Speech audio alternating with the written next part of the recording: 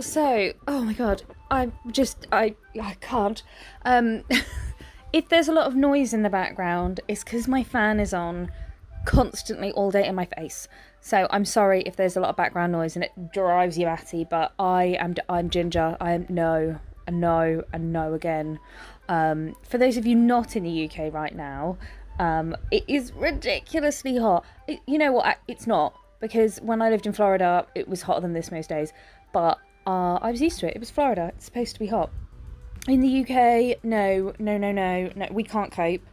We do all like to complain about the weather. I'm not complaining, but I'm struggling. So yeah, so the fan is on. So if you can hear it, soz. So as you've seen, I've just got some of the super duper Fimo Canes, and I've just used a craft blade to slice them off. Now what I've done is I've deliberately sliced some quite thin, and then I've sliced some a bit chunkier, because then I want to show that you don't need to worry. Because when you file in, it doesn't matter if they poke out a bit and stuff.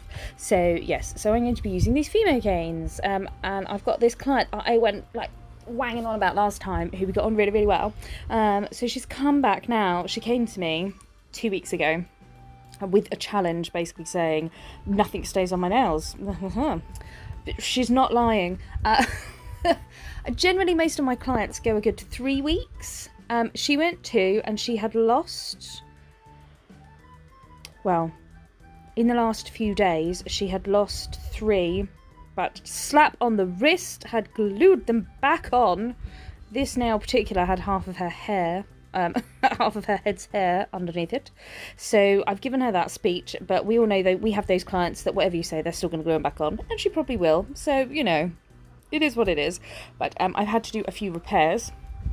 I did a slightly different prep on her this time as well, to see if that helps with the lasting of the acrylics. But some people, you need to come every 2 weeks, so she's booked in a regular appointment every 2 weeks, but hopefully we'll be able to do it so she doesn't lose nails in between. So I have prepped the natural nail. I don't go overly aggressive on the prep, even when they struggle to keep them on, because actually over prepping can cause as much of an issue as under prepping. I just make sure the nail bed was ready to take the enhancement. I then did all my prep, prime, dehydrate, and then applied a thin clear base on all the nails. I'm doing everything a bit kind of like thin clear base, bit of this, bit of that, because again it's quite hot.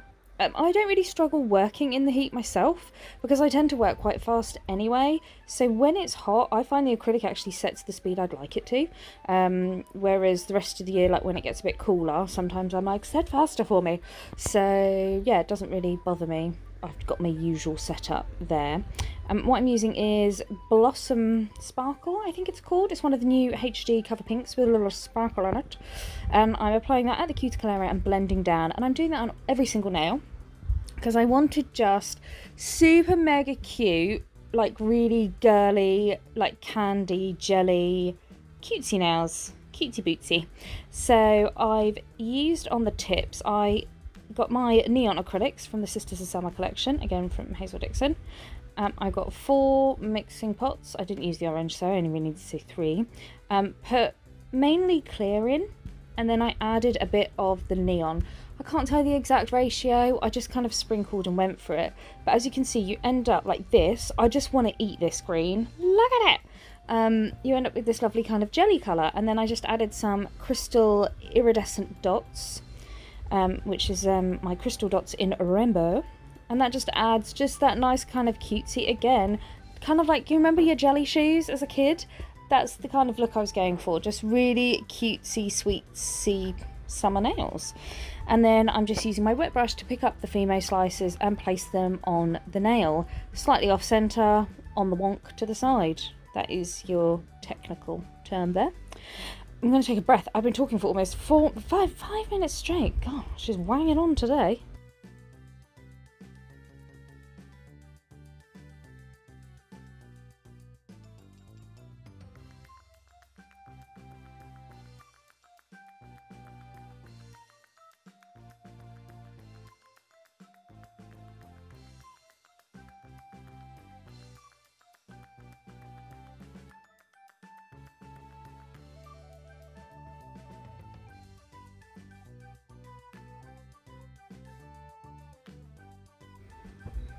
So I'm back. Yeah, so basically all I did is I did a different colour on every tip and one of the little cutesies on top. So that right there, I just popped some quite wet acrylic just over the Fimo slice. I'd recommend you doing this, especially if you work quite dry, because what that has done is that's fully encapsulated the Fimo, so you don't get any air bubbles or anything, whereas if you come in with your capping layer, if you work dry or whatever, sometimes it will struggle to fully encapsulate like chunky things or oddly shaped things like Fimo. So I always go over something like that with a like wet layer and then just cap the nail as you normally do. So as you can see, this this flower one is a little thicker than the other ones. Again, I deliberately cut a few a bit thicker just to give you an idea once I filed them in. So yep, I'm just going to leave the video playing of me capping these all in clear, and then I'm going to file them in, usual filing technique. Don't forget there is a link in the description below, and then we will come back and I will do just a tiny little bit of decoration on top.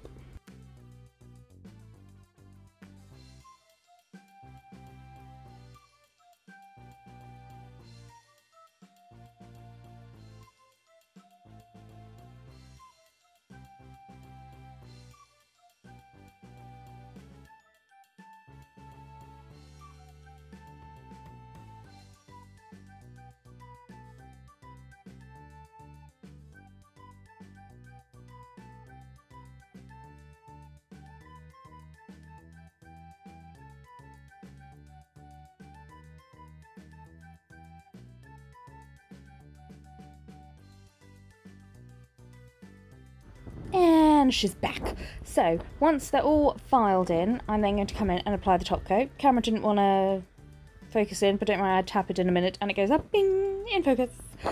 So on one of these, I think it was the flower, I just filed into it. I'll turn it down a bit. Because these are Fimo, they're quite flexible. So actually, if I'd have paid more attention, I would have cut it thinner and like rolled it a little. But I just wanted to show you, like, if you end up with a thicker slice, it's not the end of the world, so don't panic, kind of thing. That was the point of this video, because I did file into it, tune it down a little bit. So what has happened is a tiny little bit of the petal on one side has come off. Doesn't, you know, you only really notice if you're looking for it. But it also the fact that the design obviously runs through the entire Fimo cane, and when you file into it, it doesn't leave any rough edges or anything like that. So, ta-da! So yes, I've taken off a little bit of the corner there, but on the whole, it's not the end of the world. So don't worry. I'm just going to put my top coat right up over the cuticle there, like a professional. Yep, well done. So we're just going to get rid of that. And then once that's all cured, so I cure that for 60 seconds, and then I'm going to come in with some of my HD Pro art gels. I forget what they, you know what, I'm so bad at names. I do love all my products and stuff, but I struggle to remember the names of all the glitters I sell, let alone all the products that I use from other people. So I'm sorry, that's me, my bad. I didn't like that. So look how easy this is. No, don't, but gone. Do that again. So I'm just doing little 2 or 3 like little flicky bits either side. I just wanted to kind of just add a little bit extra to the nails, and I think this just means, like, doing things like this, especially with like the Fimo art, just, I don't know, just makes it a bit more modern, because the Fimo things, like when I was asked to source them, I was like, oh god, they're like from 10-15 years ago. So I was like, I don't know. So I'm just trying to kind of do them in a way that I think just brings them a bit more modern. Am I making sense? Not that the flicks are a new thing in nail art either, I'm not saying that, but yeah. The heat has got to me, I've melted.